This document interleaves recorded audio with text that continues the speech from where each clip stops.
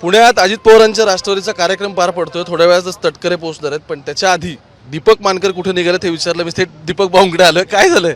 नाही माझं 8चं फ्लाईट आहे दुबईचं, त्यामुळे मला एअरपोर्टला 6च्या आतमध्ये जावं लागेल आणि मी दादांबरोबरच आहे आणि दादांबरोबरच राहणार आहे. माझी कुठली नाराजी नाही. माझे कार्यकर्ते, माझा मुलगा सगळेजण कार्यक्रमात उपस्थित आहेत. तुमच्या निष्ठेबद्दल कधी कोणाला शंका नव्हती, पण टायमिंग महत्वाचं आहे. पण आता माझं बुकिंग आहे ना, त्यामुळे मला माझं बुकिंग आहे. तुम्ही हातातच घेऊन आलाय का?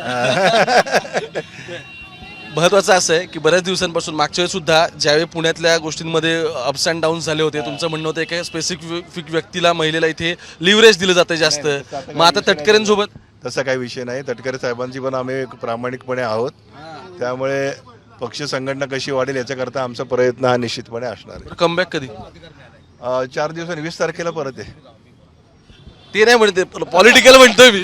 पॉलिटिकल काय, आता मी पक्षामध्ये आहेच आहे ना. मला कुठं पक्षात तुम्ही आहात, पण परत एकदा मग आता पक्षश्रेष्ठी ठरवतील ना कधी झालंय बोलणं. नाही, ते करतील ना, त्यांना योग्य वाटेल त्यावेळी करतील.